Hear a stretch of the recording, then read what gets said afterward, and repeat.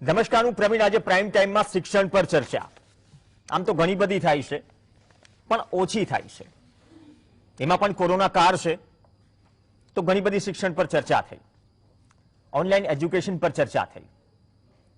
પણ શિક્ષણ આડે લાચારી, આજનું જે ટાઇટલ છે, લાચારી છે કોની? માતા પિતાની તો છે જ, ઓફકોર્સ, કે આટલી મોંઘવારીમાં કઈ રીતે મોંઘુદાટ શાળામાં શિક્ષણ અપાવવું. બીજી તરફ સરકાર આંકડાઓ ઇમ્પ્રૂવ કરી રહી છે, પણ અમુક આંકડાઓ જેની ચર્ચા બહુ ઓછી થાય. આ આંકડાઓ પહેલા એ પણ યાદ કરાવવું જરૂરી છે કે કોરોના કાળમાં છે, હેલ્થ ઇમરજન્સી જેવી સ્થિતિ છે. CMI નો રિપોર્ટ કે કોઈ પણ રિપોર્ટ લઈ લો તો 42% લોકો માને છે આવક ઘટી. જે લોકોની આવક સ્થિર છે, જો મોંઘવારી અકાઉન્ટ ફોર કરી લઈએ તો બચત ઘટી ગઈ. આરોગ્યમાં ઘણા બધા પૈસા વહાવ્યા, નોકરીઓ ગઈ, પગાર ઘટ્યા, પગાર બંધ પણ થયા. આ પરિસ્થિતિમાં ઘણી આર્થિક સહાય પણ કરી કેન્દ્ર સરકારે. ગયા મે મહિનામાં નાણામંત્રી નિર્મલા સીતારમણ અને એ સમયે રાજ્યના મંત્રી નાણામંત્રી અનુરાગ ઠાકુર, જે અત્યારે સ્પોર્ટ્સ મિનિસ્ટર છે, મીડિયા સામે આવે છે 20 લાખ કરોડથી વધુનું સ્ટિમ્યુલસ પેકેજ જાહેર કરે છે. ટૂંક સમય પહેલા ફરીથી નાણામંત્રી આવે છે અને 6.28 લાખ કરોડનું પેકેજ પણ ડિક્લેર કરે છે MSME અલગ અલગ સેક્ટર માટે. લોન મેળો ચાલ્યો, સીધા પૈસા ખિસ્સામાં કેટલા લોકોને પહોંચ્યા, જેને સહાય થઈ છે એ લોકો બહુ સારી રીતે જાણે છે.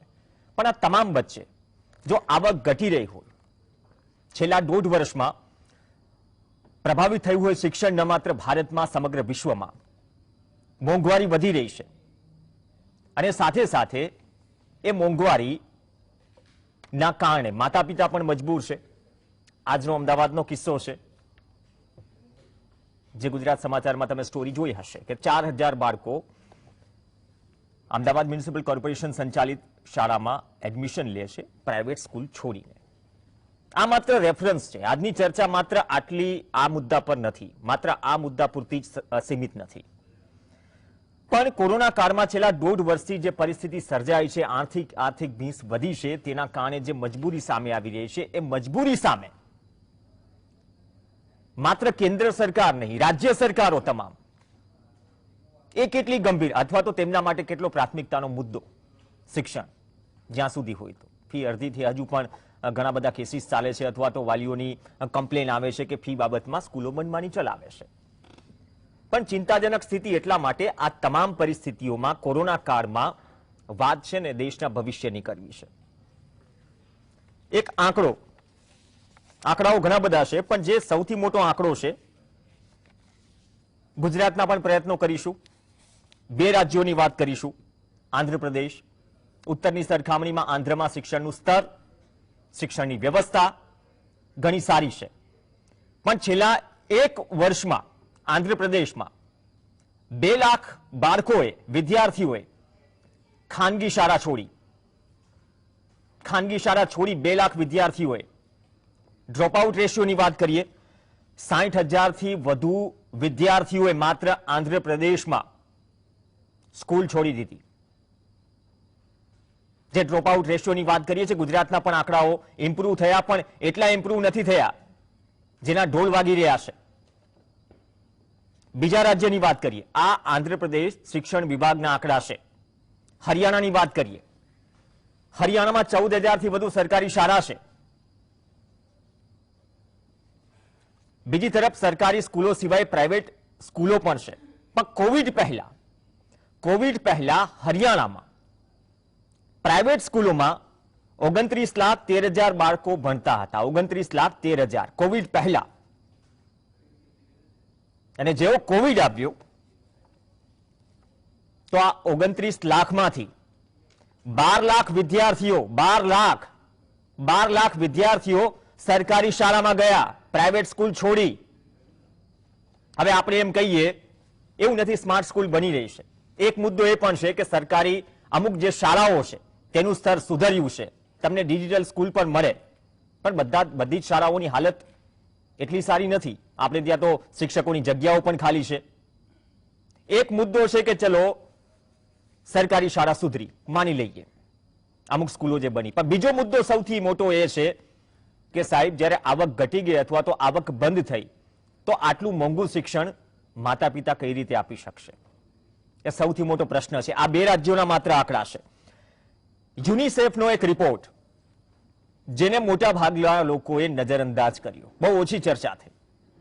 યુનિસેફ રિપોર્ટમાં કહે છે કે કોરોનાના કારણે વિશ્વના 88 કરોડ 80 લાખ બાળકોનું શિક્ષણ પ્રભાવિત થયું, જેમાંથી ભારતના 27 કરોડથી વધુ બાળકો છે. 27 કરોડથી વધુ બાળકો. આ રિપોર્ટ સિવાય રાઇટ ટુ એજ્યુકેશન ફોરમનો જે રિપોર્ટ છે એ પણ ચિંતાજનક છે. રાઇટ ટુ એજ્યુકેશન ફોરમ જાન્યુઆરીનો રિપોર્ટ કહું છું, બહુ વધારી ચડાવીને આંકડા નથી કહેતો.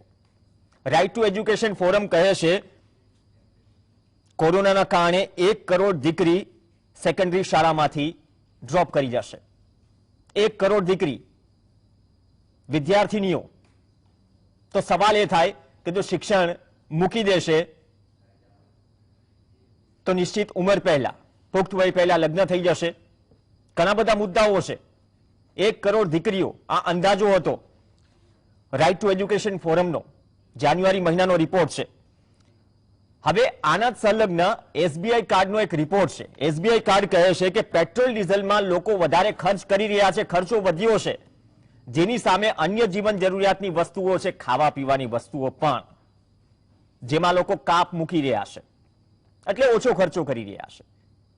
શિક્ષણ તો ત્રીજા નંબરે આવે, કેમ કે પહેલો મુદ્દો પેટ ભરવાનો છે, જેના માટે આપણે છૂટછાટો આપી અલગ અલગ ધંધામાં જે માઠી ચાલી રહી છે. તો વિચાર કરો શિક્ષણની શું હાલત હશે. હવે આ જ સ્થિતિમાં રાઇટ ટુ એજ્યુકેશન ફોરમમાં જે આંકડાઓ આપ્યા તેમાં કારણો પણ ઘણા બધા છે. જેમ કે પ્રી કોવિડનો આ એક રિપોર્ટ છે કે પ્રી કોવિડ પહેલા દેશના 24% ઘરોમાં જ ઇન્ટરનેટ કનેક્શન હતું. કોવિડની સ્થિતિ અલગ છે, ત્યાં સ્થિતિ વધુ ખરાબ થઈ. દર 4 બાળકે માત્ર એક બાળક પાસે ઇન્ટરનેટ અને સ્માર્ટફોન છે. આ બધા રિપોર્ટ વચ્ચે આપણે ઘણું બધું ડિવાઈડ કરી દઈએ. ગ્રામ્ય શહેરમાં કદાચ ઘણા બધા વાલીઓ હશે કે જે અફોર્ડ કરી શકે ઓનલાઈન એજ્યુકેશનમાં લેપટોપ અને સ્માર્ટફોન પણ આપી દે. પણ ગરીબ વર્ગના બાળકોનું શું, જે પ્રભાવિત થયા છે?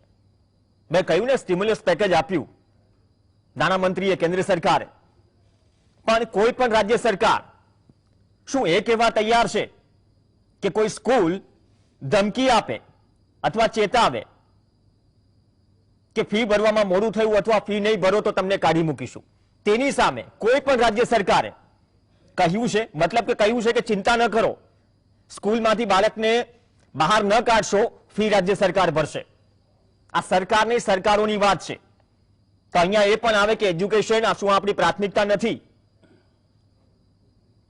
ગંભીર મુદ્દો છે. ઘણા બધા આંકડાઓ છે, આગળ લેતા પણ જઈશું, ચર્ચા કરીશું. આપણી સાથે 4 મહાનુભાવ છે.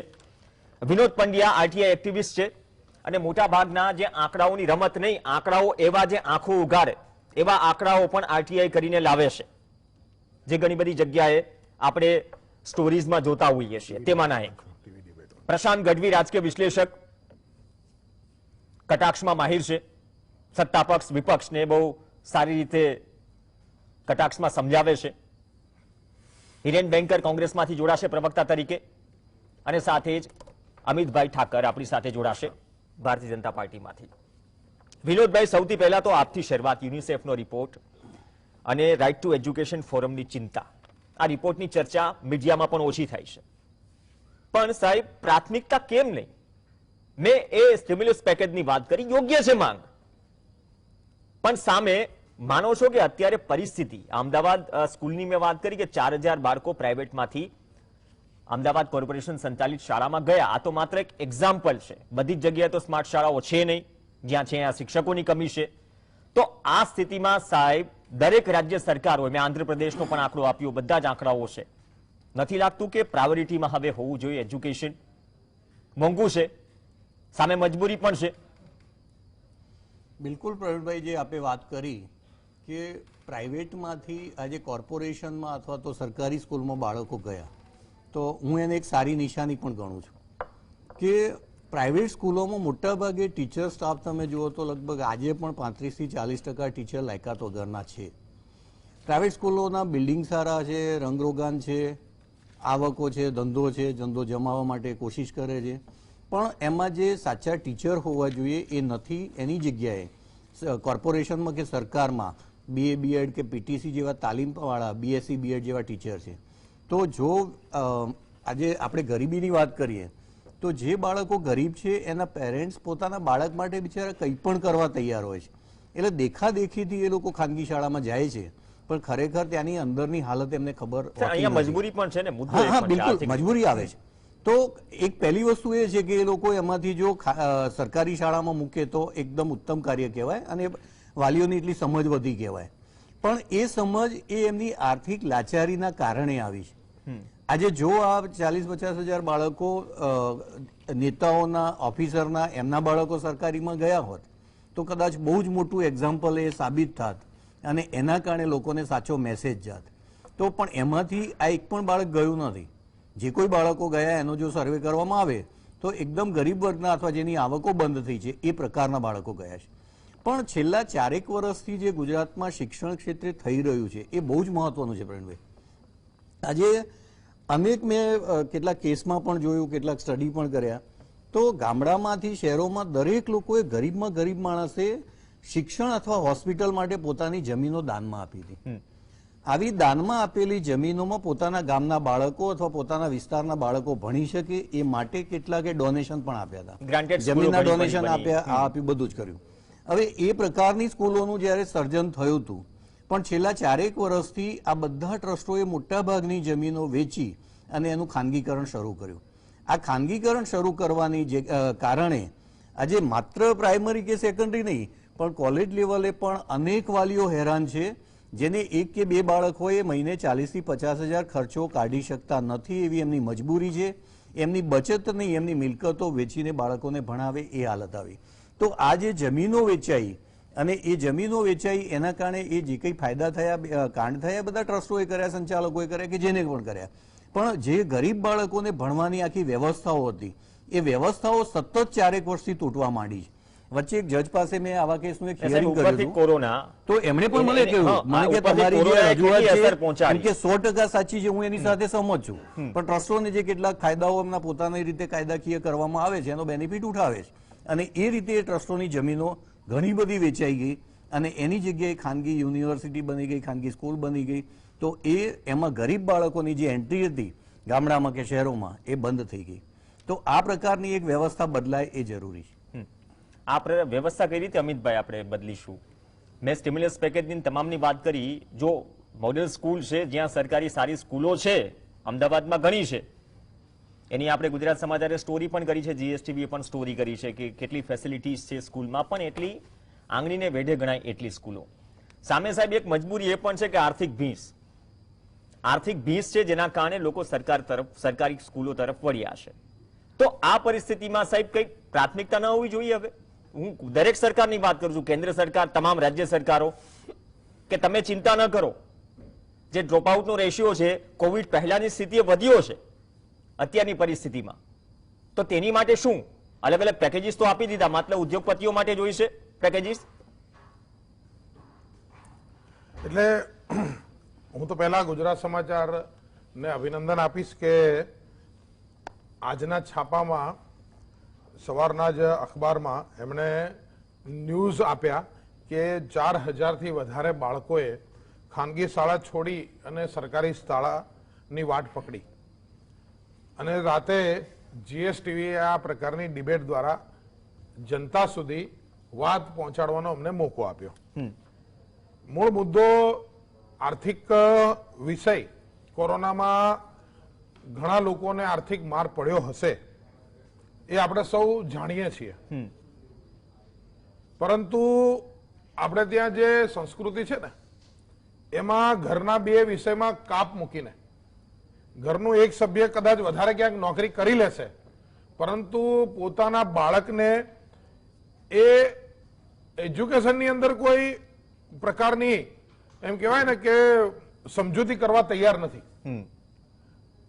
બહુ જ, કારણ કે એમને ખબર છે કે આગામી દિવસોમાં ભણ્યા વગર અને સારું ભણ્યા વગર છૂટકો નથી.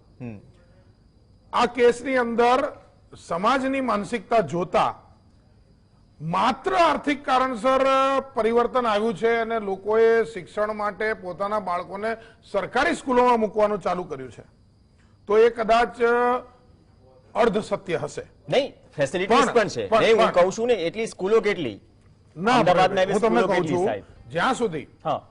જ્યાં સુધી આવતીકાલે માનનીય મુખ્યમંત્રી શ્રીના 5 વર્ષ પૂરા થવા માટે પહેલો દિવસ એમણે કયો પસંદ કર્યો?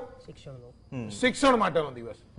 કાલે અમદાવાદ ખાતે 33 ઓરડાની અદ્યતન સુવિધાવાળી સ્કૂલનું લોકાર્પણ કરી એમના 5 વર્ષને પૂર્ણ થવા માટેની શરૂઆત કરે છે. 9 દિવસ કાર્યક્રમ ચાલવાનો પહેલો દિવસ છે એ આપણે શિક્ષણ માટેનો છે. આવતીકાલે ભૂપેન્દ્રસિંહજી એ 1051 ઓરડા નું લોકાર્પણ કરે છે અને 467 ઓરડાનો શિલાન્યાસ કરે છે. તો આ બતાવે છે કે સરકારની પ્રાયોરિટી એ શિક્ષણ કેટલી છે. 18,537 ઓરડાઓની ઘટ છે ગુજરાતમાં. જો સમજો, એ બહુ જ ગેરમાર્ગે દોરનારો. અચ્છા, સાંભળો, એ જે ગૂગલ ની અંદર અવેલેબલ આંકડો છે ને, અચ્છા, એ ઓરડા નથી, એ ક્લાસરૂમો બંધ કર્યા. એ કયા ક્લાસરૂમો બંધ કર્યા? કે જે ક્લાસરૂમ ની અંદર એ વિષયના વિદ્યાર્થીઓ જ અવેલેબલ નહોતા. એ વિદ્યાર્થીઓ નહીં હોવાના કારણે એ ક્લાસ, ઘણી વખત હવે શું થાય છે, સાયન્સના ક્લાસ હોય અને એ ત્યાં એ વિદ્યાર્થી મળવાના બંધ થાય, તો એ ત્યાં આગળ બંધ થાય અને બીજી જગ્યાએ શરૂ થાય. એટલે જે ઓરડા બંધ થયા છે, ઓરડાની સંખ્યા ઘટી નથી, એ ઓરડા નથી, એ ક્લાસરૂમ છે. અચ્છા, સમજ્યા? જે ગૂગલ ની અંદર જે માહિતી અવેલેબલ છે ને, એ માહિતી ગેરમાર્ગે દોરવા માટે સરકાર વિરુદ્ધની માનસિકતા વાળા લોકોએ એ આખી વાત ઉભી કરેલી છે. એ ક્લાસરૂમ જે ઓરડા નથી, ઓરડા કોઈ રાતોરાત તોડી નથી નાખવામાં આવતા. નવીનીકરણ પણ થાય, જેમાં આજે બાકી છે, ઘણા પડવાના બાકી છે. બે વચ્ચે શબ્દોની રમત છે. એટલે ત્યાં ઓરડા નથી ઘટ્યા, ત્યાં ક્લાસરૂમ ઘટ્યા છે, જેમાં શિક્ષક વિદ્યાર્થી મળતા નથી. એ જગ્યાએ બદલાવ થયો છે. કેમ મળતા નથી, સાહેબ? ના, વિષય બદલાય ને, કોઈ ડેમોગ્રાફિક બદલાવ થયો. બરાબર, કે હિન્દી મીડિયમની સ્કૂલ હોય, ત્યાં અચાનક ઉર્દુ બોલનારી સંખ્યા વધે, તો ભાઈ ગુજરાતી મીડિયમ બંધ થાય, ઉર્દુના 2 ક્લાસ વધે. બરાબર, એટલે એ પ્રકારે અલગ અલગ રીતે. ઓકે, ક્લાસીસ વધ્યા. હું ખાલી એટલું જ કહું છું અમિતભાઈ, સિમ્પલ સવાલ એ છે, હું તમામ રાજ્ય સરકારોને, આ બહુ સિમ્પલ સવાલ છે, કેન્દ્ર સરકારને પણ બહુ સિમ્પલ સવાલ છે. સ્ટિમ્યુલસ પેકેજ આટલા બધા કરોડનું આપ્યું, સીધી રીતે રાહત થાય એવું એજ્યુકેશન માટે શું? જો તમારે હું તમને તમારા આ બી પ્રશ્નનો જવાબ આપી દઉં. તમે એમ કહો છો 5,000 ઓરડા ઘટ્યા, બરાબર? અરે ભાઈ, વાસ્તવિકતા એ છે, ખાલી અમદાવાદ શહેરમાં નગર પ્રાથમિક શિક્ષણ સમિતિમાં 5 વર્ષમાં 100 નવી સ્કૂલ ઉભી થઈ છે. ઓરડા ઘટવાની વાત જ નથી. એવું છે, છેલ્લા 5 વર્ષની અંદર આ વર્ષે 4700 વિદ્યાર્થી એ નવા આવ્યા. વડોદરાની અંદર નગર પ્રાથમિક શિક્ષણ સમિતિમાં 3600 વિદ્યાર્થી એ પ્રાઇવેટ સ્કૂલ છોડીને એ નગર પ્રાથમિક શિક્ષણ સમિતિમાં આવ્યા. 36,000 વિદ્યાર્થીઓ છેલ્લા 5 વર્ષમાં અમદાવાદમાં, એ કોરોના નહોતો પેલા 2 વર્ષ પહેલા, ત્યારે પણ એ 36,000 સ્ટુડન્ટ એ અમદાવાદમાં ખાનગી સ્કૂલમાંથી આવ્યા. એનું કારણ છે કે ઉચ્ચ લાયકાત વાળા શિક્ષકોની પસંદગી. કોઈ પણ શિક્ષકને એમને નોકરી નહીં, ટાટની એક્ઝામ પાસ કરી હોય તો જ સરકારી નોકરી મળે. પ્રાઇવેટ સ્કૂલની અંદર ક્યાંક ગુણવત્તાવાળા શિક્ષકોની સમજૂતી થવા માંડી, ટેકનોલોજીની સમજૂતી થવા માંડી. સરકારે પૂરા પૈસા એ સ્કૂલોને આપી અને અદ્ભુત ક્લાસીસ, તમને સારામાં સારી સાયન્સ લેબ મળે, સારામાં સારી મેથ્સ લેબ મળે, સારામાં સારી તમને 3D ટેકનોલોજી વાળી પ્રોજેક્ટરો મળે, તમને ત્યાં આગળ કાર્ટૂનો વાળા ક્લાસરૂમો હોય જેમાં બાળકને જવાનું મન થાય, ત્યાં એવી બેન્ચીસો હોય. તો આ પ્રકારે તમને મને કહેતા આનંદ થાય છે કે ખાલી અમદાવાદ શહેરની અંદર 25 જેટલા ટીચર તો પીએચડી છે નગર પ્રાથમિક શિક્ષણ સમિતિમાં. 100 થી વધુ શિક્ષકો તો એમએડ થયેલા, એમફિલ થયેલા છે. એટલે સારામાં સારા શિક્ષક મળતા હોય. મારી હમણાં જ વડોદરાના નગર પ્રાથમિક શિક્ષણ સમિતિના અધિકારી જોડે વાત થઈ આ વર્ષે 3 તો ડોક્ટરના છોકરાઓએ પ્રાઇવેટ સ્કૂલ છોડીને અહીંયા એડમિશન લીધું. એવું નથી કે ગરીબ જ જાય છે, એવું નથી કે આર્થિક રીતે હેરાન થઈ જ જાય છે. એ પણ જાય છે ને સાહેબ, એ પણ એક મુદ્દો છે. બે સીએ ના દીકરાઓએ ત્યાં એડમિશન, દીકરા દીકરીઓ એડમિશન લીધું. ઓકે અમિતભાઈ, બહુ સારી પોઝિટિવ વાત છે, હું એમણે પોઝિટિવ જોયું. રીતે જ રાખું છું. અમિતભાઈ, મારું ખાલી એટલું કહેવાનું છે કે એજ્યુકેશનની ક્વોલિટી, કે ચલો સ્કૂલ સુધરી એ વાત અલગ છે, ઘણી બધી શિક્ષકોની જગ્યા ખાલી છે. બહુ રાજ્ય શિક્ષણ વિભાગનું વેબસાઇટ ફંફોડતો હતો, ઘણી બધી પીડીએફઓ મળી, એમાંથી એક કોષ્ટક એ પણ મળ્યું કે માધ્યમિક અને ઉચ્ચતર માધ્યમિકમાં કેટલી જગ્યાઓ ખાલી છે એ પણ મળ્યું. પણ ચલો આપણે એના ઉપર પણ ચર્ચા નથી કરવી. વાત એ છે કે જે % લોકો આર્થિક ભીસના કારણે જાય છે સરકારી સ્કૂલમાં પ્રાઇવેટ સ્કૂલ છોડીને, એમના માટે રાજ્ય સરકાર કે રાજ્ય સરકારોએ એવી તો 1.5 વર્ષમાં પ્રેક્ટિકલી સીધી ખિસ્સાને અસર કરે એવી કઈ જાહેરાત કરી? હું માત્ર ગુજરાત સરકારની વાત નથી કરી રહ્યો. આજે આપણે યુનિસેફનો રિપોર્ટ વાંચીએ છીએ, આજે આપણે જે પણ રિપોર્ટ નેશનલ લેવલ પર જ્યાં આંકડાઓ જોઈએ છે સરકારી ડ્રોપ આઉટના અથવા સ્કૂલ છોડવાના, સરકારી સ્કૂલમાં જવાના, તો સાહેબ ફિનાન્શિયલી એવી કોઈ યોજના જાહેર કરવાનું કે એવી કોઈ જાહેરાતની પ્રાથમિકતા નથી શું કોઈ સરકારોમાં? એટલે શું જાહેરાત કરવી છે? હા, ફીની બાબતમાં સાહેબ, ડ્રોપ આઉટ એમને પૂરું થાય સાહેબ, ફીની બાબતમાં જો સમજો, અરજી કરવાની વાત નહીં. કદાચ કોઈ રાજ્ય સરકારે કહ્યું હોય કે પ્રાઇવેટ સ્કૂલને કોઈને તાકીદ કરી હોય કે તમે ન કાઢશો આ બાળકને ફીના વાંકે, એટલે મને એક રાજ્ય બતાવો સાહેબ. હું માત્ર ગુજરાતની વાત નથી કરતો. જો એવું છે કે એ આખો ચર્ચાનો મુદ્દો બદલાઈ જશે. નહીં, ચર્ચાનો નહીં સાહેબ. આમાં આર્થિક ભીસ એટલે મોટું તમે કારણ છે આજે સાહેબ. પ્રાથમિક શાળા એટલે સરકારી શાળામાં લોકોને વધારે લોકો જઈ રહ્યા છે એની ઉપર ચર્ચા છે. નહીં, જઈ રહ્યા છે એના પાછળના કારણો પણ ચર્ચવા પડશે ને સાહેબ. મેં જણાવ્યું કે સ્માર્ટ સ્કૂલ છે એ બિરદાવવા લાયક. જે પણ બદલાવ થયો છે, સ્માર્ટ સ્કૂલ ઊભી થઈ હિરેન બેંકર, ચલો બંને પક્ષ માટે એક કોમન સવાલ છે. હિરેનભાઈ, તમારી પાસે આવું તો થોડો સવાલમાંથી ડાયવર્ટ નહીં થાવ, પણ એ જ મુદ્દો છે. સ્માર્ટ સ્કૂલો બની જે દેખાય છે, આપણે પોઝિટિવ સ્ટોરી પણ કરી કે સ્માર્ટ સ્કૂલો બની રહી છે, પણ આંગળીને વેઢે ગણાય એટલી. ચલો અમદાવાદમાં છે, પણ આપણી જે અમદાવાદમાં આજે 32 સ્કૂલો સ્માર્ટ થઈ ગઈ. મારી વાત સાંભળો, અમદાવાદમાં 25 છે. હતી. હા હા, વધી આ એટલે વર્ષે કહું છું 7 ને. નવી થઈ. સાહેબ, સ્પેશિયલ રિપોર્ટ બતાવ્યો કે અમદાવાદમાં સ્માર્ટ સ્કૂલો અંદરથી તમે જોવો તો લાગે કે પ્રાઇવેટ સ્કૂલોમાં છીએ, તો સારી રાહતની વાત છે. પણ હિરેનભાઈ, આર્થિક ભીસ એક બહુ મોટું કારણ. તમે પણ તમારું રાજ્ય બતાવી દો, તમારું પણ રાજ્ય બતાવી દો એક. અમિતભાઈ તો ન બતાવ્યું કે સીધું કીધું હોય કેન્દ્ર સરકારે તો 1 રૂપિયાની જાહેરાત નથી કરી. શિક્ષણની વાત હું તો સ્પષ્ટપણે માનું છું કે શિક્ષણ એ ખરેખર કોઈ પણ રાજ્યનો એક પાયો છે, જેના દ્વારા જ ખરેખર રાજ્ય વિકાસના પથ પર આગળ જઈ શકતું હોય છે. ત્યારે આપણે શિક્ષણની વાત કરતા હોઈએ છીએ. ગુજરાતની જો પર્ટિક્યુલર વાત કરું તો ગુજરાતનું શિક્ષણ જે પ્રકારે આપણે છેલ્લા 25 વર્ષની વાત કરીએ, મારા મિત્ર એને રાજકીય ન લેતા અને સકારાત્મક ટિપ્પણી તરીકે લે તો સારું. છેલ્લા 25 વર્ષમાં આપણે જોઈએ તો છેલ્લે 1995માં 1 થી 10 માં આવ્યું હતું, 8મા અને 9મા ક્રમાંકે હતું. હાલમાં જોઈએ તો 18મા અને 19મા ક્રમાંકે આવે છે. એની પાછળના કારણો તમે જોઈએ તો જે એમને ગૂગલની વાત કરી, એક જ મિનિટ બેંકર સાહેબ, નહીં, હું તમને ફોકસ નહીં, પણ સોર્સ કહેજો. તમે જે કંઈ બોલો એનો સોર્સ કહેજો, એટલી વિનંતી ખાલી. એટલે ખાલી એમ જ આંકડા નહીં, સોર્સ કહેજો. તમે આંકડો ક્યાંથી લાયા એ કહેજો. હું તમને કાગળ આપીશું, મને કહેજો. એમને બહુ સરસ વાત કરી, ગૂગલના ઓરડાની વાત કરી. વિધાનસભા પર પૂછાયેલો આ પ્રશ્ન માનનીય મુખ્યમંત્રી શિક્ષણ મંત્રીશ્રીએ પ્રશ્ન ક્રમાંક 3429માં શારીરિક સરકારી પ્રાથમિક શાળાઓમાં ઓરડાના ઘટ બાબતે પૂછાયેલા પ્રશ્નમાં કહ્યું છે 18,537 ઓરડાઓની ઘટ ગુજરાતમાં છે અને કેટલી સ્કૂલોમાં 6,000 વિધાનસભા સત્રમાં તારીખ બી કહું 15/3/2021 એટલે હમણાં લેટેસ્ટની જ વાત છે આ 6,628 જેટલી શાળાઓમાં થઈને 18,000 જેટલા ઓરડાઓની ઘટ છે. તમે એની સામે જુઓ કે જે પ્રકારે અત્યારે હાલમાં સરકારી જે ગુણવત્તાનો રિપોર્ટ આપણી સામે આવ્યો જે સ્પષ્ટ બતાવે છે 49% લોકો પાસ થયા છે, જે એમના એ ગ્રેડમાં, એ ગ્રેડની જ્યારે વાત કરતા હોય, જે ગુણોત્સવ થાય સારી વાત છે કે ચકાસણી થઈ ગયું છે, એસ્ટાબ્લિશમેન્ટ થાય ને પછી એનું એસેસમેન્ટ થાય. પહેલા ગુણોત્સવમાં માત્ર 5 સરકારી શાળાઓ એ ગ્રેડમાં આવે છે, ગુણોત્સવ 2 માં માત્ર 13 આવે છે, ગુણોત્સવ 9 માં માત્ર 4 આવે છે અને બહુ દુઃખ સાથે કહેવું પડે કે જે હમણાં છેલ્લો ગુણોત્સવ થયો એમાં માત્ર 14 શાળાઓ એ પ્લસમાં આવે છે. તંત્ર, સરકાર, તમે જે બહુ વાત કરી સ્ટિમ્યુલસ પેકેજ, રૂપિયાની કોઈ જ કમી નથી સરકાર પાસે, માત્ર ઈચ્છા શક્તિનો અભાવ એ દેખાય છે. 6,000 શાળાઓ બંધ કરી નાખી આવું ફ્લોર પર કહ્યું છે, આ મારો આંકડો નથી. 6,000 શાળાઓ તમે બંધ કરી રહ્યા છો, 18,000 જેટલા ઓરડાઓની ઘટ છે. વાંચે ગુજરાત કહો છો, બહુ સારી વાત. વાંચે ગુજરાત લાઇબ્રેરીની ભરતી કરતા નથી. રમશે ગુજરાતની વાત કરીએ આપણે, બહુ સારી વાત. 4,725 જેટલી શાળાઓમાં રમતના મેદાન નથી. સાથોસાથ શારીરિક શિક્ષણના પ્રાધ્યાપકોની ભરતી છેલ્લા વર્ષોથી થઈ નથી.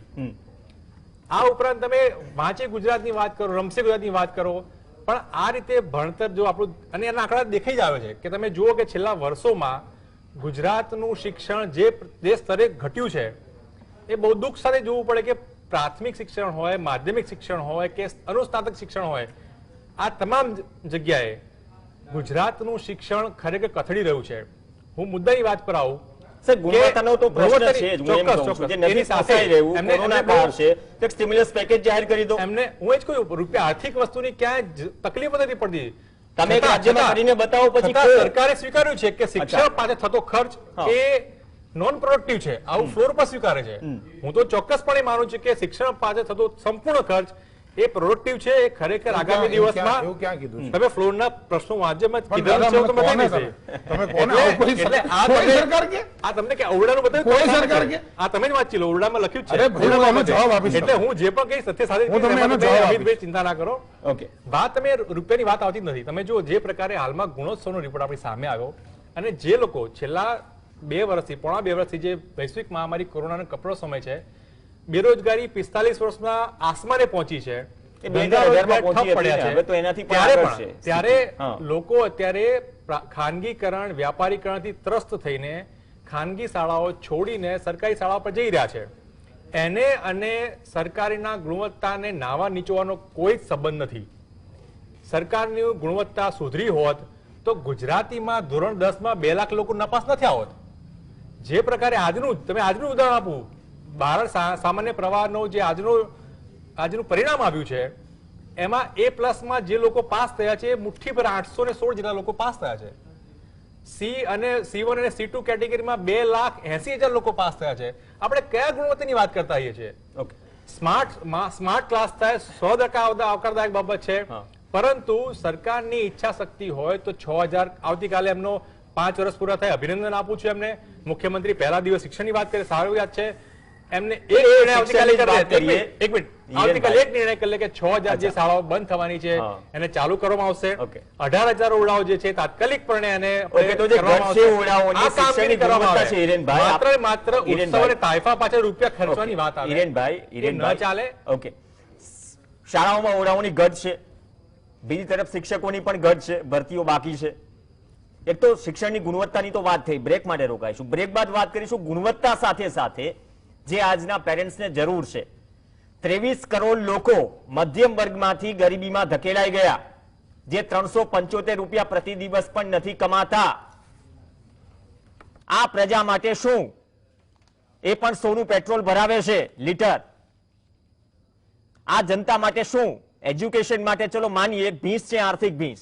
આર્થિક ભીંસ સામે કેન્દ્ર કે રાજ્ય સરકારો એવી તો કઈ જાહેરાત કરી જે સીધી રાહત આપે અને એને પણ થોડો કોન્ફિડન્સ આવે કે નહીં, મારું બાળક ભણશે આગળ, એક વિશ્વાસ મળશે. એ વિશ્વાસ પર વાત કરીશું બ્રેક બાદ. શિક્ષણ આડે લાચારી ચર્ચા આગળ વધારીએ. યુનિસેફના રિપોર્ટની પણ વાત કરી કે જાન્યુઆરીમાં જે રિપોર્ટ આવ્યો તેમાં 1 કરોડ દીકરીઓ દેશની ડ્રોપ આઉટ કરી શકે એવી ચિંતા વ્યક્ત કરવામાં આવી. બીજી તરફ રાઇટ ટુ એજ્યુકેશન ફોરમનો પણ રિપોર્ટ ચિંતાજનક છે. ચર્ચા આગળ વધારીએ. પ્રશાંત ગઢવી આપણી સાથે છે. પ્રશાંતભાઈ, ઓરડાઓની વાત થઈ, શિક્ષણની ગુણવત્તાની વાત થઈ, એ તો ચર્ચા થતી જ હોય છે, પણ મેં સ્ટિમ્યુલસ પેકેજનું અને ગયા મેની વાત કરી. એજ્યુકેશન માટે રાજ્ય સરકારો અને કેન્દ્ર સરકારે આ 1.5 વર્ષમાં શું આપ્યું? એક ચલો માનીએ મોડેલ સ્કૂલો બની, સારી બાબત છે કે સ્કૂલો સુધરી. અમદાવાદની ઘણી બધી સ્કૂલો બની રહી છે, આવતીકાલે પણ ઓપનિંગ કરશે, શિલાન્યાસ થશે, બધું જ થશે. પણ એ બધી જ જગ્યાએ તો ઠીક છે નહીં ને. માત્ર 24% પ્રી કોવિડ રિપોર્ટ કહું છું, 24% ઘરોમાં જ ઇન્ટરનેટ કનેક્શન છે ભારતમાં. 4 વિદ્યાર્થી પાસે સ્માર્ટફોન અને ઇન્ટરનેટ કનેક્શન છે. કોવિડમાં તો સ્થિતિ બગડી. તો સાહેબ, સરકારની આવક ઘટે છે ત્યારે તો પેટ્રોલ ડીઝલમાં એક્સાઇઝ વધારી દેશે. હવે જ્યારે 23 કરોડ લોકો મધ્યમ વર્ગમાંથી ગરીબીમાં ગયા અને એજ્યુકેશન મજબૂરી પણ, ભણાવવું મજબૂરી પણ છે અને મજબૂરી એ પણ છે કે સરકારી સ્કૂલમાં નાખવા પડે, તો આ સ્થિતિમાં નથી લાગતું કે બહુ પ્રાથમિક મુદ્દો હોવો જોઈએ ને ચિંતા તમામે કરવી જોઈએ, દરેક રાજ્ય સરકાર હોય, દરેક પક્ષ હોય, કે કંઈક એક એવી વસ્તુ આપીએ જેનાથી એટલીસ્ટ એ મા બાપ જે ચિંતામાં છે એ ચિંતા મુક્ત થાય પોતાના બાળકના શિક્ષણને લઈને? કોઈ પણ રાજ્ય, કોઈ પણ દેશમાં શિક્ષણ અને આરોગ્ય એ સરકારનું હાથ અને પગ છે. એ ના હોય એટલે સરકાર પાંગળી કહેવાય. અને આ વસ્તુને મોટી કરવી અને એને જવાબદારીપૂર્વક નિભાવવી આ સરકારની જવાબદારી છે. એટલે બધી વસ્તુમાં આપણે ભલે સરકારને વખોડવી કે વખાણવી એની વાત નથી કરતા. હવે તમારો પહેલો પેઇન પોઈન્ટ જે તમે ક્યારના પૂછો છો કે કોઈ પેકેજ જાહેર કરે. હવે પેકેજ કોના માટે? કારણ કે એટલા માટે હું તમને એની પેકેજ જાહેર ઘણા બધા થયા, એજ્યુકેશન માટે શું એ સવાલ છે. એજ્યુકેશન પર ડાયરેક્ટ પેકેજ નહીં. જેમ કે ગઈ સાલ ગુજરાત સરકારની આપણે વાત કરીએ તો 25% ફી માફી જાહેર કરી હતી અને 25% અમલ થયું હતું, બાકી બધી બંધ થઈ, બાકી બધા કોઈ એક્સપેન્સીસ ન લીધા અને જે ટ્યુશન ફી હતી એની પર 25%, એટલે જે પ્રાઇવેટ સ્કૂલો હતી એ એવરેજ 50-60 હજાર રૂપિયા ફી ઉઘરાઈ અને સરકારી સ્કૂલો ઓલમોસ્ટ ફ્રીમાં આપણે માની લઈએ છીએ. એટલે પછી શું થાય છે, હવે ટ્રસ્ટી મંડળ ઊભું થાય છે અને એ લોકો ત્યાં જાય છે કે પેકેજ અમને આપો, અમે તમારા કહેવા પર 25% ફી માફી આપી. એટલે પેકેજ કાં સ્ટુડન્ટનું ડાયરેક્ટ જાહેર કરે સરકાર અને કાં પછી ખાલી ટ્રસ્ટીઓ માટે કરવું હોય તો સ્ટુડન્ટને બધું ફ્રી કરી નાખો. એટલે એજ્યુકેશન જે બિઝનેસ, જે વ્યાપારીકરણ થયું છે એ વ્યાપારીકરણની સાથે સાથે પોલિટિસાઇઝેશન પણ એટલું જ થઈ ગયું છે અને એટલા માટે આ તકલીફ આપણા દેશમાં ઊભી થઈ ગઈ છે. આપણી જે લાચારી છે ને એ માત્ર આ છે કે લગભગ બધા નેતા ક્યાંક ને ક્યાંક સ્કૂલ સાથે સંકળાયેલા હોય, કોલેજો સાથે સંકળાયેલા હોય, ક્યાંક ટ્રસ્ટીઓમાં હોય.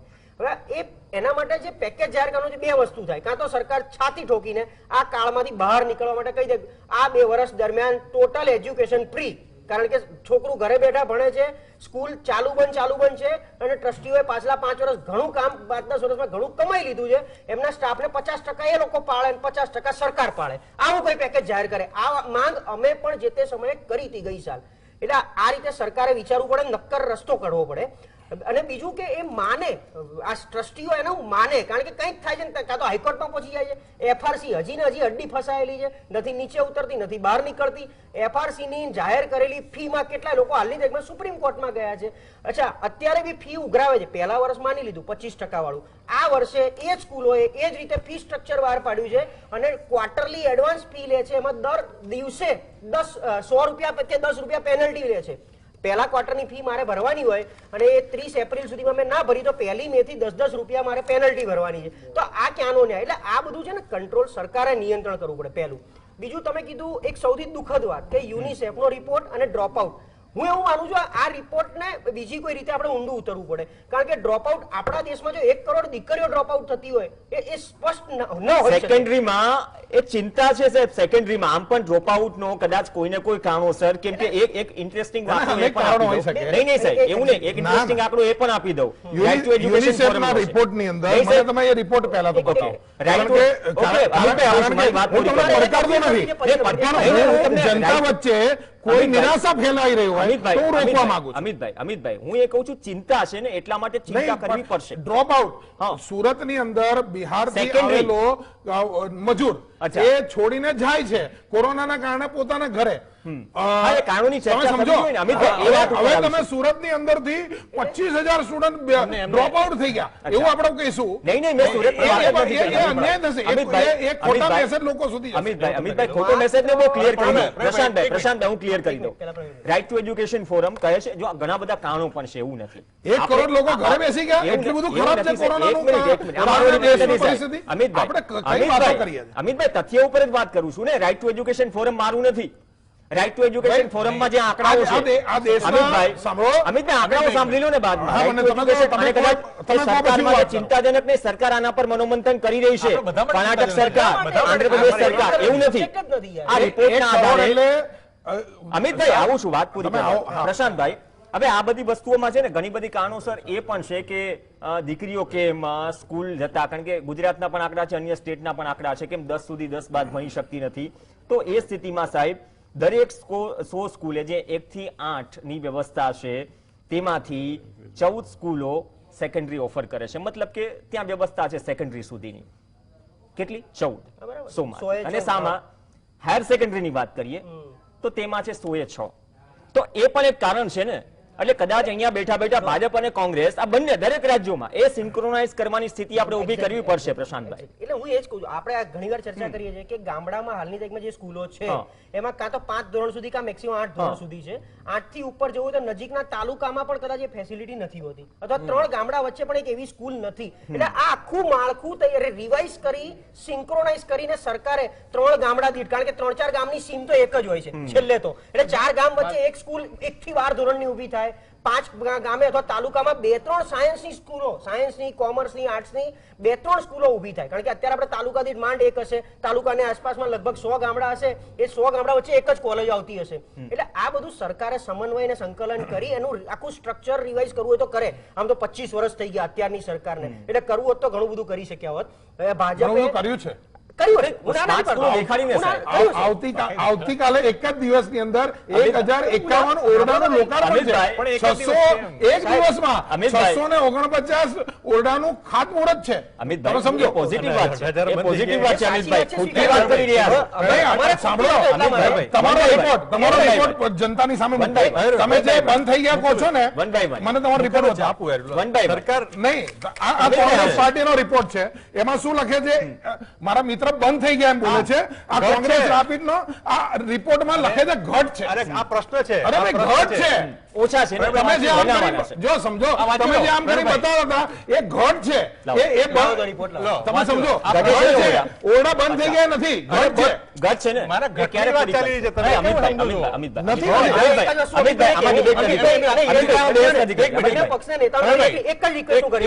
જો ખરેખર આર્થિક તંગીના કારણે ડ્રોપ આઉટ થતું હોય તો સરકાર તાત્કાલિક એની જવાબદારી પહેલા તો ઉપાડી. અને બંને પક્ષ પાસે બંને પૂરતો સમય આપીશ. હિરેનભાઈ સમય પૂરતો આપીશ. વિનોદભાઈ આવું છું, સમય પૂરતો આપીશ. આ ઘટની પણ વાત કરીશું. પણ વિનોદભાઈ મુખ્ય વાત એ છે ને કે આર્થિક જ્યાં ઘટ હોય ને બંધ હોવા ફરક છે. હું આવું છું, એ કેટલા શિક્ષકોની જગ્યા ખાલી છે એ પણ છે, તમે પણ જાણો છો. થઈ રહી છે પ્રક્રિયા, અમુક જગ્યાએ બાકી છે. ડિસેમ્બરમાંથી માર્ચમાં શિક્ષકો પહોંચે છે સ્કૂલમાં. પણ વિનોદભાઈ આપણે પાર્ટી પોલિટિક્સ આપણે છોડી દઈએ, ચલો એ ભાજપ કોંગ્રેસ જોઈ લેશે. પણ જ્યાં આર્થિક ભીંસ છે, હું એ 23 કરોડ લોકોની વાત કરું છું જે સર્વેમાં, જે લોકો ગરીબ થયા, 80 કરોડ લોકોને તો આપણે અનાજ પહોંચાડી રહ્યા છે. ઘણી બધી સારી યોજનાઓ છે જે સરકાર કરી રહી છે, પણ આર્થિક સ્થિતિ કથળી છે એ વાત તથ્ય છે, કોઈ નકારી ન શકે. આ કોઈ રાજ્યની કે કોઈ પાર્ટીની વાત નથી. તો તેના માટે સાહેબ એક તો શિક્ષણ મોંઘું હતું, એ પરેશાની હતી જ. તો હવે કોરોનામાં આટલી સ્થિતિ ખરાબ થઈ અંદર ખાને, અમુક લોકોની મુઠ્ઠીઓ બંધ છે, તો એના માટે નથી લાગતું કે કોઈ એવું સ્ટ્રક્ચર ઊભું કરવું જોઈએ અથવા તો આયોજન કરવું જોઈએ કે આ સ્થિતિ આવનાર સમયમાં વધુ ગંભીર ન બને અને ગાડી પાટા પર આવે? પ્રવીણભાઈ, ખરેખર તો આજે હવે સ્ટ્રક્ચર ઊભું કરવાની વાત નથી. છેલ્લા વર્ષોથી હવે જે 10-15 સ્કૂલની વાત કરવામાં આવે તો આટલા બધા બાળકોની સંખ્યા વર્ષો વર્ષ વધતી જાય છે. આપણે જોયું હોય તો 10મામાં પહેલા માંડ 1 લાખ વિદ્યાર્થીઓ હોય, એની જગ્યાએ ત્યાં 3.5-4 લાખ વિદ્યાર્થીઓ હોય કે 6 લાખ વિદ્યાર્થીઓ હોય. 12મામાં 8 થી 10 લાખ વિદ્યાર્થીઓ હોય. તો એનો અર્થ એમ થયો કે દર વર્ષે આટલા વિદ્યાર્થીઓ શિક્ષણમાં આવે છે, વધે છે. મતલબ જે વસ્તી સંખ્યા વધે એ પ્રમાણે વિદ્યાર્થીઓ વધે છે. હવે એ વિદ્યાર્થીઓ વધે એ પ્રમાણે સ્કૂલો બનતી નથી, એની આ તકલીફ છે. હવે મોટા ભાગે એવું થયું કે છેલ્લા વર્ષોમાં ખાનગી શાળાઓનો વધારો કેટલો થયો? આજે એમ કે અમે 10 સ્કૂલો ઉભી કરીએ છીએ અથવા 100 ઓરડા ઉભા કરીએ છીએ, એની સામે ખાનગી શાળાઓ દર વર્ષ કેટલી ઉભી થઈ એનો કોઈ આંકડો જાહેર કરવામાં નથી આવતો. ખાનગી શાળાઓ ઉભી કેમ થાય છે? બધા સેવા માટે નથી જતા ત્યાં. એકચ્યુઅલી ચેરિટેબલ ટ્રસ્ટ દ્વારા રજીસ્ટર્ડ ખાનગી શાળાઓ હોય છે, એના સંચાલકો 1 પણ રૂપિયો નફો ના કરી શકે. ગુજરાતની જનતા જાણે છે કે આસપાસ સંચાલકો રહેતા હોય, સ્કૂલો હોય, કોલેજો હોય, યુનિવર્સિટી, એ સંચાલકોની અય્યારસી, એમના પૈસા, એમની મિલકતો એ બધા જોઈ શકે છે. તો આ રૂપિયા આવે છે ક્યાંથી? તો શિક્ષણને જયારે એક વેપાર બનાવવામાં આવ્યો છે વેપારી શિક્ષણ થયું એના કારણે શિક્ષણ આપનાર માટે વેપારી શિક્ષણ ઉભું થયું એના કારણે એવું નહીં. એટલે આવા પ્રકારના વેપારી શિક્ષણ ઉભું થયું જ છે. તમને ફિગર સાથે આપું, કેસ સાથે આપું, નંબર સાથે મારે નથી પડવું, પણ 88 શબ્દ શું કામ વાપરો છો? ના એ સંચાલકોની તમે જુઓ ને છે. તમે જે ડ્રોપઆઉટ ની વાત કરી, એમને યુનિસેફના રિપોર્ટને તો નકારી કાઢ્યો. રાઈટ ટુ એજ્યુકેશન ફોરમ પર છે ને સાહેબ. હું એની વાત કરું, ગુજરાતની સાથે સાથે એજ્યુકેશનલ સ્ટેટિસ્ટિક માનવ સંસાધન મંત્રાલયનો રિપોર્ટ છે, જેના કહેવા પ્રમાણે હવે એમાં એમ પણ ના કે તમારી પાસે રિપોર્ટ ના હોય એટલે એ સાચું ને એવું નથી. ના હું તમારો રિપોર્ટ વાંચવા માંગુ છું. હું ક્યાં ના કહું છું. એના પ્રમાણે ધોરણ 11 સુધીમાં 43% બાળકો ડ્રોપ આઉટ થઈ જતા હોય છે. હું બેટી બચાવો બેટી પઢાઓ બહુ સારી વાત ખરેખર ઓવરઓલ દેશનો આંકડો છે. ઓવરઓલ દેશનો ઓવરઓલની વાત હવે જે આંકડો બોલવા જઈ રહ્યો છું ગુજરાતની વાત કરી રહ્યો છું કે રાજ્યમાં 10 માંથી 6 છોકરીઓ સરકારી શાળામાંથી ડ્રોપ આઉટ કરતી હોય છે. 9મા ધોરણમાંથી 11મા ધોરણથી પહોંચતા 80% છોકરીઓ જે 98.11% છોકરીઓ પ્રવેશનો દાવો સરકાર જયારે કરતી હોય ત્યારે 9માંથી 11મા ધોરણ સુધી પહોંચતા મુદ્દો બદલાઈ રહ્યો છે. 68% જેટલી છોકરીઓ ડ્રોપ આઉટ થઈ જાય છે. મુદ્દો એ છે કોરોનાના કારણે ડ્રોપ આઉટ. આ જનરલ ડ્રોપ આઉટ છે. આ જનરલ આ લોકસભાના પોઈન્ટ છે. જનરલ ડ્રોપ આઉટ હોય કે કોરોના ડ્રોપ આઉટ હોય, પણ મારા ભારતની મારા ગુજરાતની બેન દીકરીઓ 68% મતલબ કે 10માંથી 6 છોકરીઓ ડ્રોપ આઉટ થતી હોય એ ચિંતાનો વિષય છે. સાહેબશ્રીએ બહુ સારી વાત કરી કે સરકાર જાહેર નથી કરતી કેટલી સરકારી શાળાઓ ખોલી, પ્રાઇવેટ શાળાઓ ખોલી. વિધાનસભામાં છેલ્લા 2 વર્ષમાં એમને આપેલા એક આંકડો તમને બહુ આશ્ચર્યજનક આંકડો છે કે સરકારે છેલ્લા 2 વર્ષમાં 446 ખાનગી શાળાઓને પરમિશન આપી અને કેટલી સરકારી શાળાઓ ખોલી? માત્ર 20 અને એક ગ્રાન્ટેડ સ્કૂલ. જે ખરેખર જે માળખાની આપણે ચર્ચા કરીએ છીએ, ચિંતા કરી રહ્યા છે, જે ગ્રાન્ટેડ સરકારી શાળાઓનું જે માળખું છે, કોલેજનું જે માળખું છે એ સંપૂર્ણ પડી ભાંગ્યું, તૂટી ગયું અને એના કારણે જે ખાનગીકરણ, તમે જે વ્યાપારીકરણની જે ચિંતા કરી રહ્યા છો એના જ કારણે અત્યારે હાલમાં આર્થિક ભીષને કારણે લોકો અત્યારે ખાનગી શાળા તરફ વળ્યા છે. બીજી એક બહુ, જ્યારે આપણે સ્નાતકની વાત કરતા હોઈએ, ગુજરાતમાં 11 જિલ્લા એવા છે, આ સરકારનો હાલની તારીખની પરિસ્થિતિની વાત કરું છું, 11 જિલ્લા એવા છે જ્યાં વિજ્ઞાનની એક પણ શાળા નથી અવેલેબલ. આપણે કયા શિક્ષણની વાત કરતી કઈ જગ્યાએ આપણે શિક્ષણ લઈ જઈ રહ્યા છીએ? એ તો સામાન્ય પરિસ્થિતિ છે. તમે સમજો કે જ્યાં હિરેનભાઈ, એ બધા જ આંકડા મારી પાસે છે. હું તમને નેશનલ હેલ્થ પ્રોફાઇલ 2019 ના આંકડા પણ મારી પાસે છે. આ ચિંતાજનક છે, પણ અમિતભાઈ આ સાથે સાથે જે સ્થિતિ બગડી છે કોરોના કાળમાં, આવું છું એક પૂરી કરું કે આટલા કોરોનામાં તમે બધાએ જોયું છે કે ખરેખર લોકો આર્થિક ભીષમાં છે. સરકાર તેમ છતાં સંચાલકોનું વકીલાત કરતી હોય એમ વર્તન કરી રહી છે. એક પણ પ્રકારની જે ફી માફી, જેમ ખરેખર આપણે જોઈએ કે બંધ છે શાળાઓ, કોઈ પણ મેન્ટેનન્સ ખર્ચ નથી, કોઈ પણ અન્ય ખર્ચ નથી, તમારો તમામ પ્રકારનો ખર્ચ જે અત્યારે બંધ છે, તો પણ પ્રશાંતભાઈ કીધું ને ઓપ્શન ઉભો કરવો જોઈએ, વચ્ચેનો રસ્તો કાઢીએ. અને લાયા તો કેટલું લાયા? 25%. એ પણ બહુ ઓહાપો થયા પછી લાયા. હાલે પણ લોકો પાસે એડવાન્સ ક્લેરિટી નથી આવી. આ વખતની ક્લેરિટી સરકાર આ વાતમાં મગનું નામ મરી પાડતી નથી, સંપૂર્ણ મૌન છે. એ સ્પષ્ટ બતાવે છે કે સરકારની નિયતમાં ખોટ છે. ઓકે, ચલો એ તમારું ભાજપ કોંગ્રેસનું જે કરવાનું કરી લેજો, પણ અમિતભાઈ પુસ્તક ને રાજનીતિ ન જોવું જોઈએ. અમિતભાઈ જવાબ લે. અમિતભાઈ જે પાઠ્યપુસ્તકોનો મુદ્દો પણ છે એ પણ એક મુદ્દો છે કે સમયસર નથી પહોંચ્યા. શિક્ષણ મંત્રીએ ગઈકાલે કહ્યું છોટાઉદેપુર કે દાહોદ કોઈ એક જગ્યાએથી કે કોરોના કાળના કારણે થોડું મોડું થયું છે, આવતા અઠવાડિયા સુધીમાં પહોંચી જશે. પણ એ સ્થિતિ રહી છે કે અમુક વિષયોના પાઠ્યપુસ્તકો નથી પહોંચ્યા, જ્યાં પણ એક બહુ મોટો સવાલ છે. પણ સાહેબ, આ સ્થિતિમાં આપણે આ બધા જ રિપોર્ટની વાત કરી, બધા જ રિપોર્ટ સાઈડમાં મૂકી દઈએ. ચલો, શિક્ષણ મોંઘું છે, કોઈ નકારી ન શકે. દરેક સરકારો સામે મોટો પડકાર છે કે એજ્યુકેશન સિસ્ટમ એવી ઊભી કરે ભૂતકાળની જેમ કે લોકો સરકારી સ્કૂલમાં આવે, એમ નહીં કે મજબૂરીમાં. લોકો સારી ફેસિલિટીઝ જોઈને આવે છે, એના પણ પર્સન્ટેજ અલગ છે. લોકો મજબૂરીમાં આવે છે, એના પર્સન્ટેજ પણ અલગ છે. તો નથી લાગતું કે હવે માતા પિતાઓ માટે થોડી રાહત આપવાનું કે એને કોન્ફિડન્સમાં લાવવાનું હવે કામ કરવું જોઈએ? કોઈ એવું પેકેજ કે અથવા તો એવી જાહેરાત,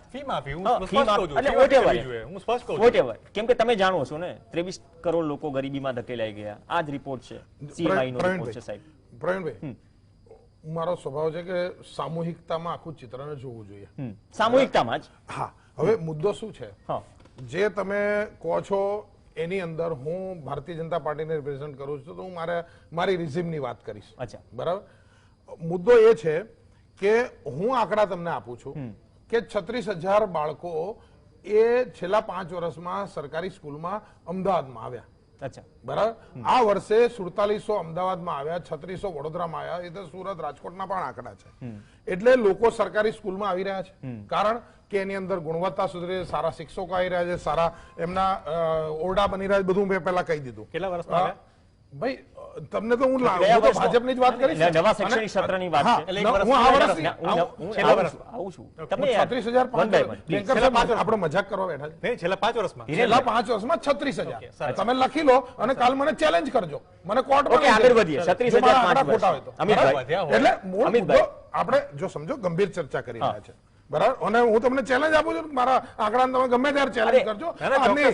કોઈ પણ ડિબેટમાં આગળ વધો, દરેકમાં ચેલેન્જ ના હોય પછી. મુદ્દો એ છે કે આજે 100 નવી સ્કૂલ અમે કીધું આ જ સિટીની અંદર નવી ખોલી, આવી રીતે રાજ્યની અંદર અનેક નવી સ્કૂલો ખોલી નાખી. 100 સ્કૂલો ખોલી. હું કહું છું ચેલેન્જ કરજો. અમદાવાદમાં 100 નવી સ્કૂલ બોર્ડે 100 નવી સ્કૂલો ખોલી. એટલે સરકારી નગર પ્રાથમિક શિક્ષણ સમિતિની નવી 100 સ્કૂલો ખોલી. બરાબર. હવે તમે નકારતા હો તો મને ચેલેન્જ કરજો. મુદ્દો સરકારના હાથમાં છે, એ સરકાર કરી રહી છે. સમાજ આઝાદી પહેલા પણ એવો હતો, અત્યારે પણ એવો હતો. મારે મારા બાળકને કઈ સ્કૂલમાં ભણાવવું છે એ વાલીની પોતાની પસંદગી. કોઈ વાલીને એમ કહી શકાય તું આ ફલાણી સ્કૂલમાં ના જતો. જ્યાં સુધી નફાખોરી જે સાહેબે કીધું એને કંટ્રોલ કરવાનો વિષય છે. તમે એક પણ ચેનલે અનેક કાર્યક્રમો કર્યા છે, પણ એક પણ ચેનલે ભારતીય જનતા પાર્ટી સરકાર દ્વારા જે ફી સમિતિ બનાવી છે, આ ફી સમિતિએ કેટલા મોટા પાયે સ્કૂલોની ફી ઘટાડી છે. 50% સુધી ઘટાડી દીધી. એ કાર્યક્રમ કેમ કર્યો નથી? ડેટા અવેલેબલ છે. પ્રવીણભાઈ, અમિતભાઈ, કેમ નથી? FRC પર કેટલા કાર્યક્રમ થયા સાહેબ? તમે FRC પર નહીં સાહેબ, FRC પર કેટલા કાર્યક્રમ થયા? તમે કેવી રીતે કહી શકો મેં કાર્યક્રમ નથી કર્યો? તમે સમજો. નહીં, અમે કાર્યક્રમ કર્યા છે સાહેબ. નહીં, તમે અભિનંદન આપવા ક્યાં કર્યો કાર્યક્રમ? અભિનંદન આપવા એટલે વાલીઓને અભિનંદન આપીએ છીએ. જ્યાં કામ થયું છે કાર્યક્રમ નથી થયો સાહેબ. હું શું કહું છું, એફઆરસી સાંભળો. એફઆરસી હું મારા બધા દર્શક મિત્રોને કહું છું કે કોઈ પણ ભરવાનો ટ્રાય કરે, પરંતુ જે ફીસ છે ને એની અંદર બધી એફઆરસી ની વેબસાઇટ જોજો. તમે નામ નાખો એ સ્કૂલ અને એની ફી શું હતી અને ફી ઘટીને કેટલી થઈ. આ રાજ્યના 6.5 કરોડ લોકો આ ભાજપ સરકારને અભિનંદન આપશે. કારણ કે જે મોટો ફુગ્ગો બનાવવાનો ટ્રાય કરે છે ને એ આ રાજ્યની 100-150 સ્કૂલો છે. બાકી 25,000 સ્કૂલોની ફી તો 15,000 થી ઓછી છે ભાઈ. બરાબર. એમાં 5,000 માં 15,000 થઈ ગઈ એવું બહુ બન્યું છે. 5,000 માંથી 15,000 જે ફીસ કમિટીમાં જે વાલીઓ નહોતા ને એમણે જે વાલી મંડળના પ્રમુખ બનીને તોફાનો મચાયા ને એને ગરીબ લોકોને નુકસાન કર્યું છે. કારણ કે સરકાર છે ને એક સ્ટાન્ડર્ડ નક્કી કરી શકે. સરકાર એમ ના કહી શકે કે ભાઈ તમે આ ના કરશો. સરકારે બેઝિક લાઈન નક્કી કરી તો એમાં જે ગરીબોને નુકસાન થયું છે કહેવાતા વાલી નેતાઓના કારણે થયું છે. પરંતુ જે ફી લાખ રૂપિયા હોય એ ઘટીને 50,000 થઈ ગઈ એ તમને એફઆરસી માં દેખાશે. 70,000 40,000 આ મુજબ પણ કરી છે કે પ્રવીણભાઈ કેમ નહીં આપવાના? કેમ નહીં આપવાના? કોણ નથી આપી રહ્યું? તો આપો. એફઆરસી મુજબ સાહેબ 25 કાર્યક્રમ થયા હશે. જ્યારે વાલીઓની મૂંઝવણ હતી, ભાજપ તરફથી પણ પ્રવક્તા હતા, વાલીઓ પણ હતા, અને તમે જે વાત કરો છો એના પ્રતિનિધિઓ પણ હતા સાહેબ. આ બહુ ધીરો મુદ્દો છે. ત્યારે ચર્ચા થઈ ગઈ સાહેબ. અત્યારે આ મુદ્દો અલગ છે. પ્લીઝ મુદ્દો અમિતભાઈ, એફઆરસી ને બધું આવ્યું સિમ્પલ. તમે માનો છો એને આવું છું આપણું પ્રવીણભાઈ? એક લાઈન છે કે અમે સારામાં સારી સ્કૂલો ખોલી રહ્યા છીએ. અચ્છા, રાજ્યની અંદર સારામાં સારા ઓરડા સાથેની સ્કૂલો ખોલી રહ્યા છે. સારામાં સારા કાલે હું આણંદ જિલ્લાનો પ્રભારી છું. બરાબર. ખાલી આણંદ તાલુકામાં 47 જ્ઞાનકુંજ, બોરસદની અંદર 29 જ્ઞાનકુંજ, આંકલવની અંદર 22 જ્ઞાનકુંજ. જ્ઞાનકુંજ એટલે એવા સ્માર્ટ ક્લાસો કે જેના અંદર બધી જ ટેકનિકલ સુવિધાઓ મતલબ કે સ્માર્ટ સ્કૂલો વધી રહી છે. સ્માર્ટ સ્કૂલો વધી રહી છે. હિરેનભાઈ સ્માર્ટ સ્કૂલ એક મિનિટ હિરેનભાઈ સ્માર્ટ સ્કૂલ વધી રહી છે પહેલા કરતા વધી રહી છે. 12,001 આવું છું સાહેબ આવું છું. 3656 સ્કૂલ. અમિતભાઈ આવું છું બીજા પણ છે.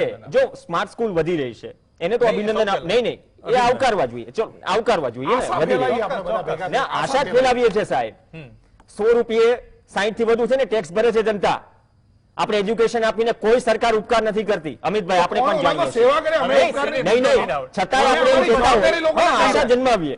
હવે 30 સેકન્ડ છે આપની પાસે તમારે કાઉન્ટર કરવો તો પ્લીઝ. એફઆરસી ની વાત કરી. એફઆરસી ફી રેગ્યુલેશન કમિટી ની સમક્ષ કોલેજ આવે સ્કૂલ આવે એ સ્કૂલ જે વાત કરતી હોય કે અમારો આટલો ખર્ચો છે એ પ્રમાણે મારી આટલી ફીસ હોવી જોઈએ એ પ્રમાણે ફીસ નક્કી થાય.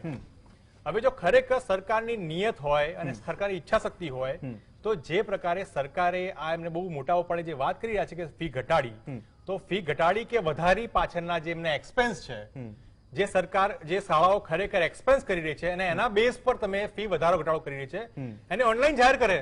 ઓનલાઈન છે બેંકર નહીં, સાહેબ નહીં, ઓનલાઈન નહીં, છે નહીં, નહીં, તમે સંપૂર્ણ તમે અત્યારે લોકોને- ઓનલાઈન હું ખોલું છું બોલો બતાવો, કઈ એક સ્કૂલ? પણ- એક કઈ પણ સ્કૂલ? સ્કૂલનો કઈ expense સ્કૂલ બતાવો. બોલો હું તમે તમને હમણાં બતાવો, કહું. એક તમે પણ. સ્કૂલનું નામ બોલો. તમે કહો, તમે એક તમે પણ. કહો કોઈ પણ FRC સ્કૂલની હું ઓનલાઈન expense, અરે ભાઈ expense તમે અત્યારે હજુ સાંભળો. અત્યારે અમિત તમે ભાઈ, સ્કૂલનું હજુ નામ બોલો તમે Expense સ્કૂલનું ની વાત નામ કરું બોલો છું, ફી ની વાત નથી કરતો. નહીં હવે ફરી ના જાઓ હવે તમે સ્કૂલનું નામ બોલો તમે સાંભળ્યું નથી. ઓનલાઈન નથી તમે કહો છો હું ઓનલાઈન ખોલીને બતાવું છું. ઓનલાઈન એક્સપેન્સ ની વાત સાહેબ, ચાલી હું છે. શિક્ષણનો માણસ છું. અમિતભાઈ એક્સપેન્સ ની વાત ચાલી છે એ અરે એક્સપેન્સ સ્કૂલે તમારે જોવા જવું પડે ભાઈ એક્ઝેક્ટલી એમ જ કહ્યું. સરકારે જોઈ નક્કી કર્યું છે કે આટલી ફી નક્કી કરવી જોઈએ કારણ કે એમનો આટલો એક્સપેન્સ છે તો એ ખર્ચો તમે જાહેર કરો ને કેમ? નહીં તમે સ્કૂલનું નામ બોલો સરકારની જો ઈચ્છા શક્તિ હોય તો જે સ્કૂલનો આટલો ખર્ચો છે એના કારણે મેં આટલી ફી રાખી માનનીય બેન્કર છે સાહેબ. એ ખર્ચો જાહેર કરે. ઓકે ખર્ચો કોંગ્રેસના એફઆરસી બહુ થયો. મારા પ્રશાંતભાઈ નહીં સાંભળો પ્રશાંતભાઈ કેમ મેં આ જ નહીં? વાત આગળ વધારું કેમ સમજાય નહીં? સમજાઈ ગયો મુદ્દો કેમ? કારણ કે તમે નીચી ગુણવત્તાના આટલે મોટી શિક્ષકો હિરેનભાઈ પ્રશાંતભાઈ શિક્ષકો જે શિક્ષકો જે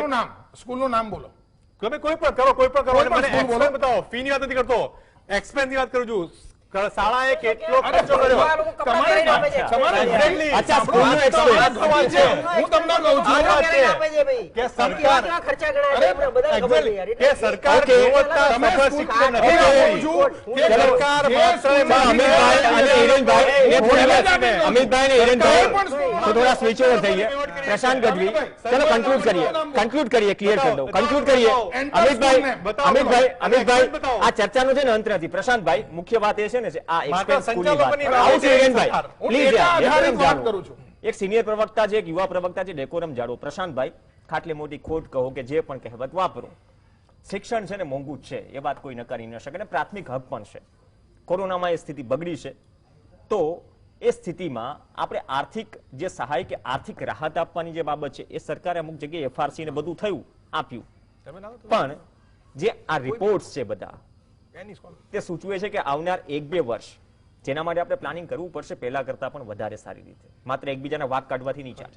અમિતભાઈ બહુ સરસ સરસ વાત કરે છે. આટલા ઓરડા આપણે કરીએ છીએ આ વસ્તુ હું એવું માનું છું કે આજથી 20 વર્ષ પહેલા કરવાની જરૂર હતી તો આ એફઆરસી ની ત્યારે કોંગ્રેસ નોબત ના આવે. ત્યારે 25 કોંગ્રેસ વર્ષથી સાહેબ ભાજપ છે. હું અમિતભાઈ, એ જાણતી વાત કરું. 5 વર્ષ પહેલા આગળ છે, કોંગ્રેસ ના હોય. આ એફઆરસી વસ્તુ કરી 20 ગયા વર્ષ છે. પહેલા જો થઈ પણ એ હોત તો આ વખતે તો FRC ની આઠમા નોબત આજે ના આવત આપણે. પણ આ ગઢવી સાહેબ, મોંઘવારીની એ ચર્ચા વખતે આપણે આઠમા નવમા સ્કૂલમાં ક્રમે કરતા હતું. એ હોય. વખતે તો વાત મૂકવા દો પ્રશાંતભાઈ. પ્રશાંતભાઈને વાત મૂકવા દો. એટલે આ પ્રશાંતભાઈને વાત વસ્તુની આજે નહીં, એમ કરતા ચર્ચા ના આઠમા નવમા કરતા ક્રમે મોંઘું શિક્ષણ હતું. શિક્ષણ મોંઘું ચોક્કસ થયું. શિક્ષણ સારું હતું, સસ્તું બધું હતું. ભૂલી જાઓ. મને તો હવે એક બીજી વસ્તુ સાહેબ, 300 રૂપિયા જઈને બનતા હતા. હિરેનભાઈ 11-12 સાયન્સમાં જે પેલા એકેડેમિક ક્લાસીસ ચલાવે છે અમદાવાદના પોશ વિસ્તારમાં ઊંચી બિલ્ડિંગ 2 લાખ રૂપિયા ફી લે છે ટ્યુશન ફીઓ.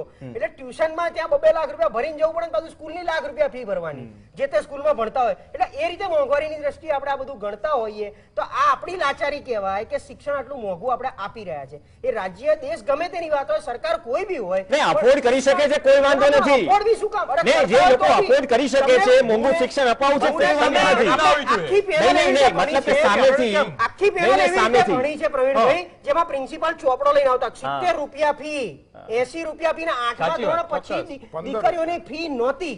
અમિતભાઈ આપણે બધા જે એ જમાનામાં ભણતા ત્યારે 8મા ધોરણ પછી દીકરીઓની ફી નહોતી અને અમારા જેવાને 11 12મા ધોરણ સુધી 80 90 આ ₹100 નીતિ કાર્ડ આપતા. કોંગ્રેસની સરકાર ડોક્ટર બનવા માટે ડોક્ટર બનવા માટે 1 કરોડ રૂપિયા ચૂંટણી જોઈએ. વખતે બંધ થઈ. ડોક્ટર બનવા માટે અત્યારે 1 કરોડ રૂપિયા 70 લાખ અત્યારનો હિસાબે ડોક્ટર latest બની મુદ્દો શકાય. Okay, okay. આ પરિસ્થિતિ હા, જે છે 20 ને, સેકન્ડ. હા, હિરેનભાઈ, 20 સેકન્ડ. અત્યારે એન્જિનિયરિંગના ફોર્મ ભરાઈ રહ્યા છે.